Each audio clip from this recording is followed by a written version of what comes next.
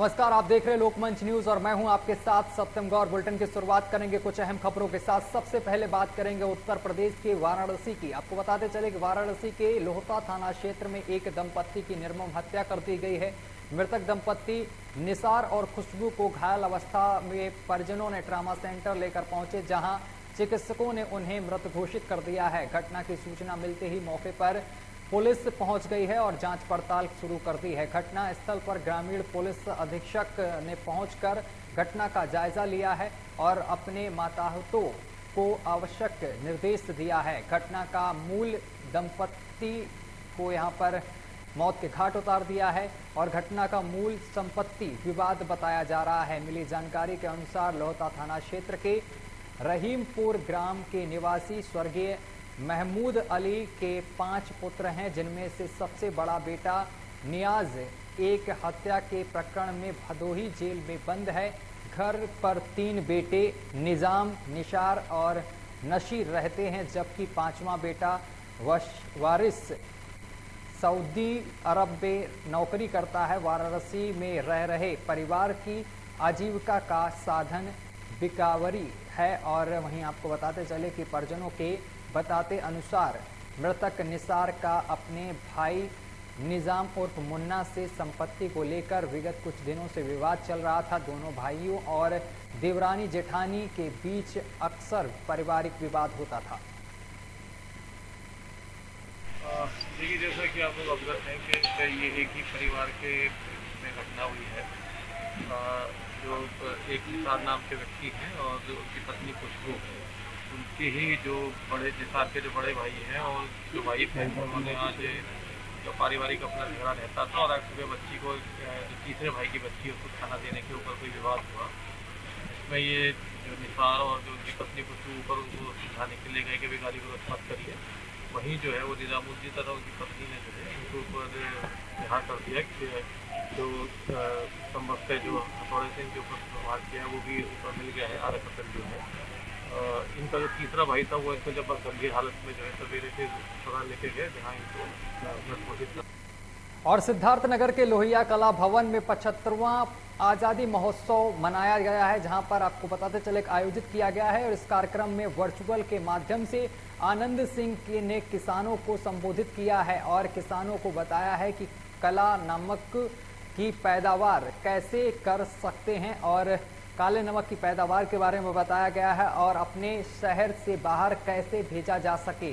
उन्होंने कहा है कि काला नमक की खेती ज़्यादा से ज़्यादा किसान भाई करें, जिससे कि काला नमक चावल की पहचान पूरे विश्व में हो सके और बुद्ध के नमक से चावल का पैकेट बेचा जा रहा है।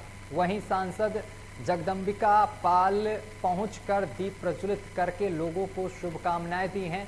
सांसद जगदम्बिका पाल ने कहा है कि अब सिद्धार्थनगर काला नमक चावल से महकेगा। अब सिद्धार्थनगर की महिला एवं पुरुष भी कर सकेंगे, लोग लंबी खेती कर फायदा ले सकेंगे। और साथ ही कृषि विज्ञान अधिकारी गढ़ एवं भाजपा के जिला अध्यक्ष गोविंद माधव भी मौजूद रहे। भारत के प्रधानमंत्री पिछले वर्ष भी आपको याद होगा लाल किले से कहा था कि अगले वर्ष आज़ादी का 75 साल, आज़ादी के 75 वर्ष के पूरे होने हम क्यों न वर्ष भर अमृत महोत्सव के रूप। उत्तर प्रदेश के मुरादाबाद जनपद में पंचायती राज मंत्री भूपेंद्र चंद्र यादव का बयान सामने निकल कर आया है, जिसमें पंचायती राज मंत्री भूपेंद्र चौधरी द्वारा मंत्रिमंडल विस्तार को लेकर जानकारी देते हुए बताया है कि प्रदेश के मुख्यमंत्री का जो फैसला होगा वह सभी को मानना होगा और उनको अभी इस संबंध में जानकारी नहीं है, लेकिन जो भी निर्णय पार्टी के द्वारा आएगा वह सभी मानेंगे और मानना भी होगा। वहीं मुरादाबाद जनपद में चल रही घोटाले के मसले को लेकर प्रदेश के मुख्यमंत्री द्वारा एसआईटी टीम गठित कर दी गई है, जिसको लेकर पंचायती राज मंत्री भूपेंद्र चौधरी से जानकारी ली गई तो उन्होंने बताया है कि मुख्यमंत्री के आदेश पर एसआईटी गठित कर दी गई है, जिसको लेकर जांच के लिए टीम आएगी और जो भी दोषी होगा उस पर कड़ी से कड़ी कार्रवाई करने का काम किया जाएगा। ये तो माननीय मुख्यमंत्री जी को निर्णय करना है इस पर क्या करना है, लेकिन मेरी कोई जानकारी कभी अधिकृत स्थिति में मैं नहीं हूँ कुछ बताने की, लेकिन माननीय मुख्यमंत्री जी को और पार्टी को इसका निर्णय करना है। चर्चा जैसे आप लोग कर रहे हैं, मुझे भी इस तरह की चर्चा मिली है, लेकिन सही जानकारी क्या है, क्या इस तरह की जानकारी मेरे पास भी नहीं है, अधिकृत जानकारी नहीं। मेरठ के थाना लिसाड़ी गेट क्षेत्र के लकीपुरा इलाके है इस महिला का नाम निंदा बताया जा रहा है और निदा का निकाह 2 साल पहले शाहरुख के साथ हुआ था और तब से ही शाहरुख और निदा के बीच विवाद चल रहा था और महिला का आरोप है कि शाहरुख शराब पीकर मारपीट करता है, जिस पर विवाद बढ़ता गया और शाहरुख और उसके परिवार दोनों के बीच आपको बताते चले कि निदा की सड़क पर गिराकर पिटाई की गई है और मेरठ में महिलाओं के साथ किस तरीके का व्यवहार हो रहा है। सोशल मीडिया पर यह वीडियो एक वायरल हो रहा है जिसमें आपको बताते चले कि एक महिला के साथ जमकर पिटाई की जा रही, तो वहीं पुलिस हरकत में आई है, जिसके बाद आनन फानन में पुलिस ने घटना में शामिल एक आरोपी को गिरफ्तार कर लिया है, जबकि पति समेत अन्य कई आरोपी मौके से फरार बताए जा रहे हैं। फिलहाल मेरठ के थाना लिसाड़ी गेट पुलिस इस मामले में तहरीर का इंतजार कर रही है। देखिए, जो आपने मुझे दिखाया है अभी वीडियो, मैंने जानकारी करी तो पता चला है कि ये थाना लिसाड़ी गेट क्षेत्र में लकीपुरा क्षेत्र का ये बताया जा रहा है कि एक परिवार में विवाद हुआ और परिवार के इस 10 से एक महिला के साथ में बड़े अभद्र रूप से मारपीट कर रहे हैं। इसमें ये प्रकरण संज्ञान में आ गया है और इसमें तहरीर लेकर के सभी जो समुचित धाराएं हैं उसमें कार्रवाई की जाएगी और ऐसे लोगों को बख्शा नहीं जाएगा।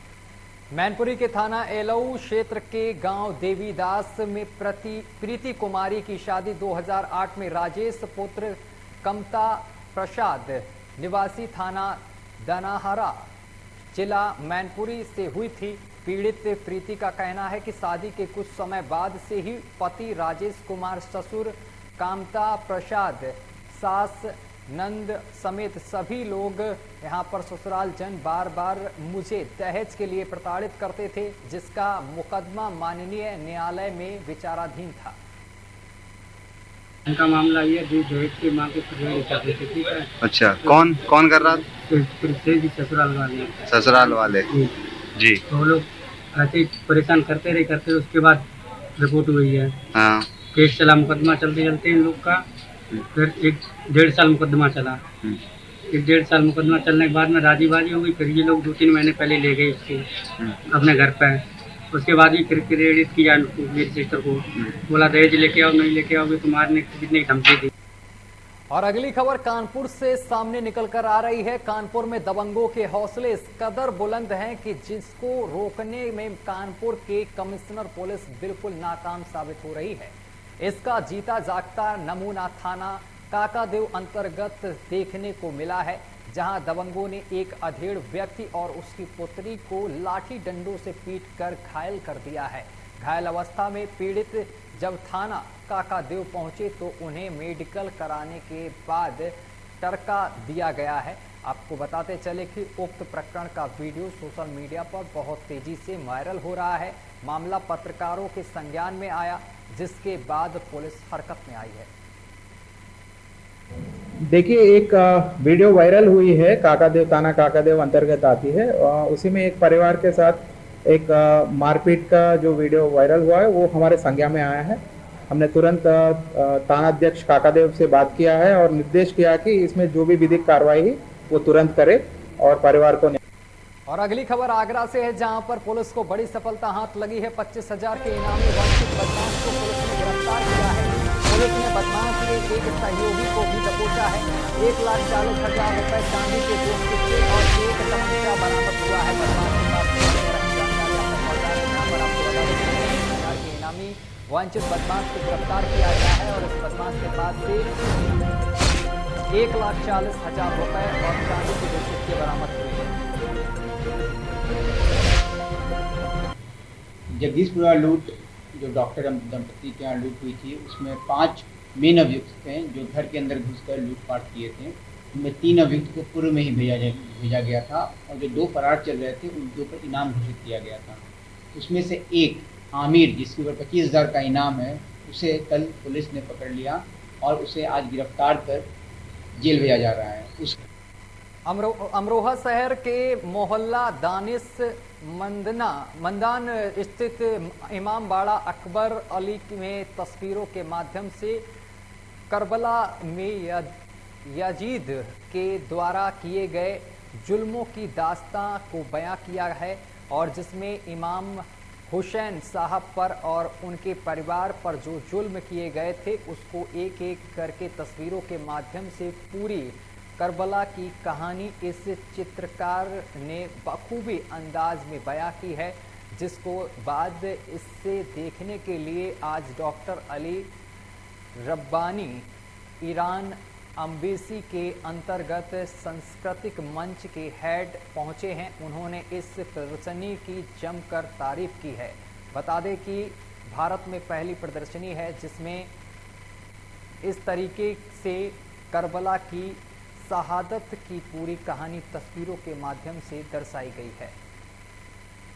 आज अज़ाखाना अकबर अली मोहल्ला दानिशमंदान में जो मेरी बनाई हुई 10 पेंटिंग्स हैं करबला के हवाले से जो यहाँ पर प्रदर्शित हैं, उनको देखने के लिए ईरानी एम्बेसडर के रिप्रेजेंटेटिव और ईरान कल्चर हाउस के जो हेड हैं और कल्चरल काउंसलर हैं ईरान एम्बेसी के डॉक्टर अली रब्बानी साहब और उनके साथ एक शुक्रुल्लाही साहब जो खुद इस कल्चरल डिपार्टमेंट से ताल्लुक़ रखते हैं ईरान के, वो यहाँ तशरीफ़ लाए मेरी पेंटिंग्स को देखने के लिए। और बुलंदशहर में दबंगों ने की दलित मजदूर की पिटाई और साथ ही आपको बताते चले कि नहरीपुर के दलित युवक को दबंगों ने बहरनी से पीटा है। दबंगों ने लात घूंसे और रॉड से हमला किया है। पुलिस आरोपियों की तलाश में जुटी है। बड़ी और अहम खबर आपको बता दें बुलंदशहर से, जहां पर आपको बताते चले कि दबंगों के जुल्म है। बुलंदशहर में दबंगों ने दलित मजदूर की पिटाई की है। नहरुपुर के दलित युवक को दबंगों ने बहरनी के साथ पीटा है और दबंगों ने लात घूंसे और लोहे की रॉड से पिटाई की है। वहीं सूचना पर मौके पर पुलिस मामले की जांच पड़ताल कर रही है और दबंगों की तलाश में है।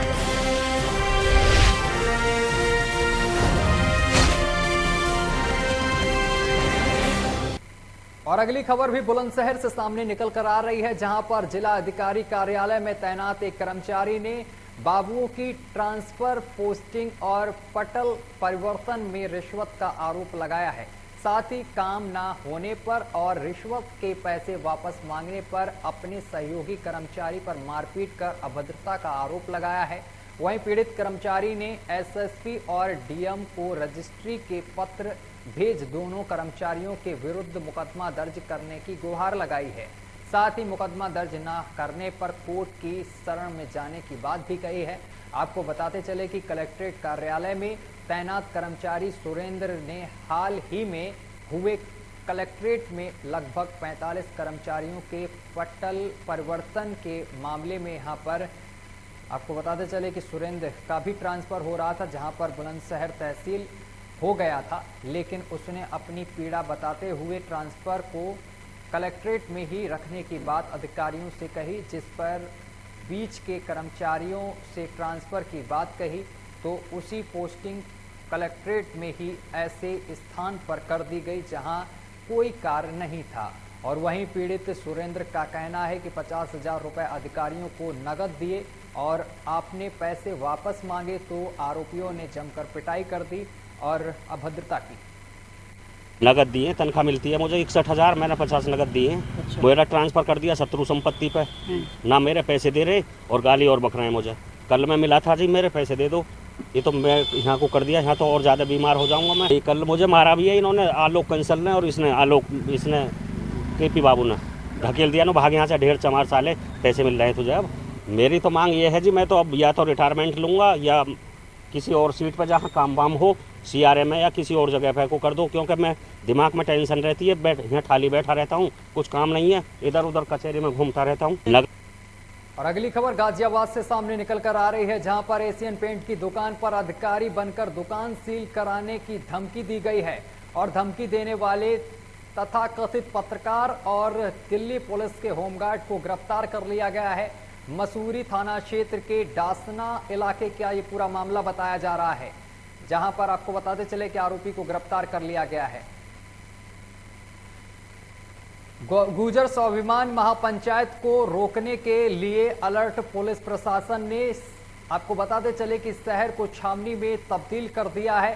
पुलिस कर्मियों के द्वारा वाहन चालकों को रोककर पूछताछ और चेकिंग की जा रही है ताकि लोग महापंचायत में ना पहुंच सके। वहीं अधिकारियों का कहना है कि महापंचायत आयोजन करने की अनुमति नहीं है, इसलिए ये आयोजन नहीं करने का निर्देश दिया गया है। इस बीच दादरी के चिटहेड़ा गांव में मंदिर में गुर्जर महापंचायत के लिए इकट्ठा हुए लोगों को पुलिस ने हिरासत में ले लिया है। इसके साथ ही पूर्व मुख्यमंत्री और सपा अध्यक्ष अखिलेश यादव भी अब गुर्जर समाज के साथ खड़े हुए दिखाई दे रहे हैं।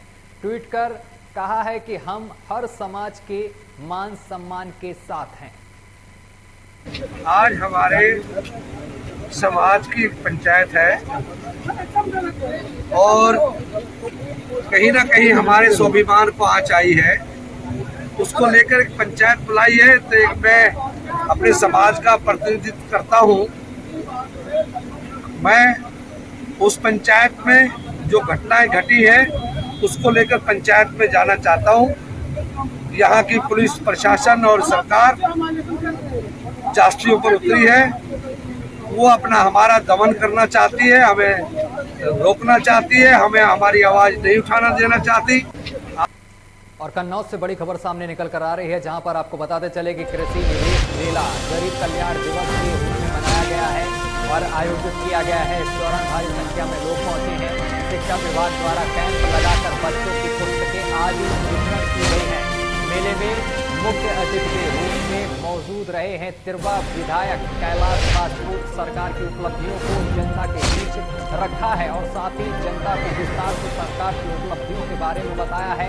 मुफ्त खाद्य और रसद विभाग की तरफ से गरीबों को मुफ्त अनाज वितरण किया गया है और साथ ही आपको बताते चले कि समस्त विभागों की तरफ से कैंप लगाकर जनता को जागरूक करने का काम भी किया गया है। कृषि विभाग से संबंधित फसली बीजों के बारे में किसानों को विस्तार से बताया गया है। बड़ी और अहम जानकारी आपको बता रहे हैं। मेले के माध्यम से किसानों को फसलों के बीज के बारे में बताया गया है। साथ ही यहाँ पर अनाज का वितरण किया गया है और इसके साथ ही का यहाँ पर स्टॉल भी लगाई गई है। साथ ही भारी संख्या में यहाँ पर किसान पहुंचे हैं और किसानों से यहाँ पर खेती किसानी के बारे में बातचीत की गई है। इस दौरान विधायक ने सरकार की विकास कार्यों को भी किसानों के बीच रखा है और बताया है।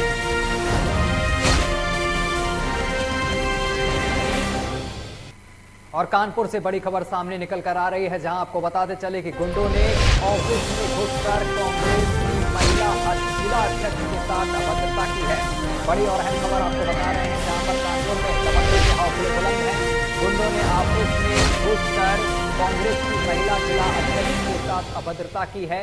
गुंडों ने गाली गलौज करते हुए जिला अध्यक्ष पर अभद्र टिप्पणी की है। गुंडों ने महिला को नंगा कर बड़ी और अहम खबर आपको बता रहे हैं, जहां पर आपको बताते चले गुंडों ने अभद्रता की है और अभद्र टिप्पणी की है। साथ ही आपको ये भी बताते चले मामूली विवाद में परवेज कुरैशी के साथी संघ ऑफिस में घुसकर जमकर गुंडई दिखाई है और अभद्र टिप्पणी की है। साथ ही गाली गलौज की है कांग्रेस की महिला जिला अध्यक्ष के साथ।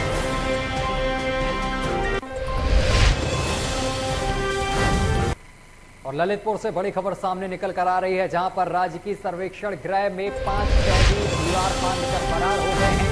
पुलिस प्रशासन और जिला प्रशासन के अधिकारियों में हड़कंप मच गया है। बड़ी और अहम जानकारी आप तक पहुंचा रहे हैं, जहां पर कैदी दीवार फांदकर फरार हो गए हैं, जिसके बाद पुलिस प्रशासन और जिला प्रशासन के अधिकारियों में हड़कंप मच गया है। पुलिस ने मुकदमा दर्ज कर आगे की कार्रवाई शुरू कर दी है। सदर कोतवाली अंतर्गत राज्य की सर्वेक्षण गृह किशोर नेहरू नगर की ये पूरी घटना बताई जा रही है।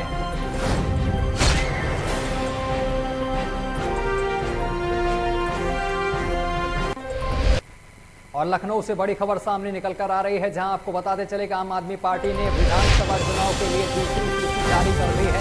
70 विधानसभा प्रत्याशियों की सूची जारी की गई है। 2 सूचियों में 170 प्रत्याशियों का नाम घोषित किया गया है।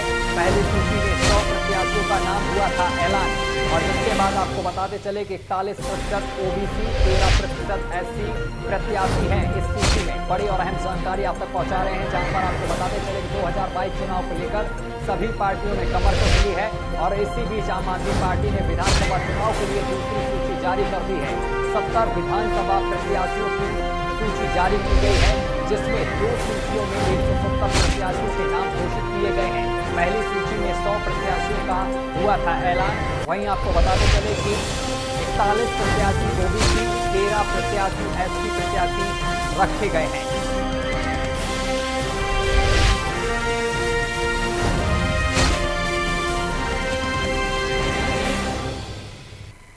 और लखनऊ से बड़ी खबर सामने निकल कर आ रही है, जहां पर शोरूम में काम करने वाले युवक की संदिग्ध परिस्थितियों में मौत हो गई है। बाहुबली चाड़ीज के मालिक पर युवक की पिटाई कर हत्या करने का आरोप लगाया गया है। मृतक के परिजन सबको सड़क पर रखकर हंगामा करते हुए नजर आए हैं। साथ ही आपको ये भी बताते चले कि सबको सड़क पर रखकर मालिक की गिरफ्तारी करने की मांग कर रहे हैं परिजन और साथ ही ग्रामीण। आपको ये भी बताते चले स्थानीय लोगों ने प्रदर्शन कर सड़क को जाम कर दिया है, जिससे कि लंबा जाम लग गया है। मृतक के परिजनों को पुलिस समझाने का प्रयास कर रही है।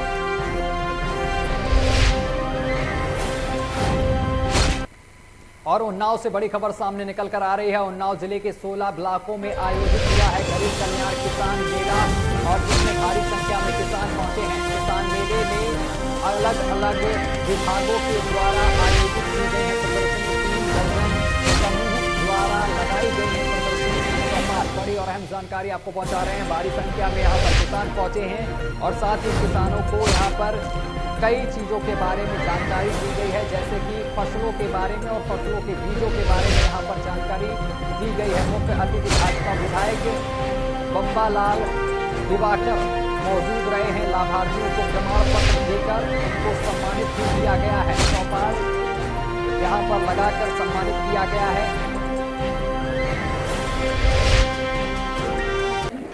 जैसा कि आप जानते हैं, पूरे देश के अंदर पंडित दीनदयाल उपाध्याय जी के जन्मदिवस के इस अवसर पर गरीब कल्याण का समारोह चल रहा है, और मैं बड़े हर्ष के साथ बता सकता हूं कि गरीब कल्याण की जितनी भी योजनाएं हैं देश के यशस्वी प्रधानमंत्री नरेंद्र भाई मोदी जी के द्वारा दी गई, और हमारे इस सूबे के उत्तर प्रदेश के यशस्वी मुख्यमंत्री परमादरणीय योगी आदित्यनाथ जी के द्वारा भेजी गई सारी योजनाओं को धरातल पर उतारने का काम जिस तरह सरकार कर रही है, और मैं इन कर्मचारियों और अधिकारियों का हृदय से आभार व्यक्त करूंगा।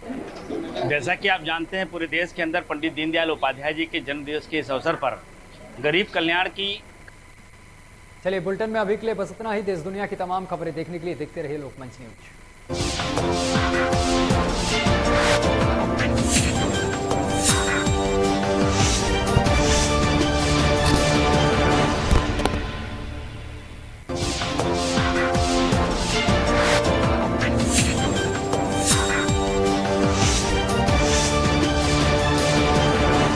पुर गांव में उज्ज्वला योजना को लेकर हमारे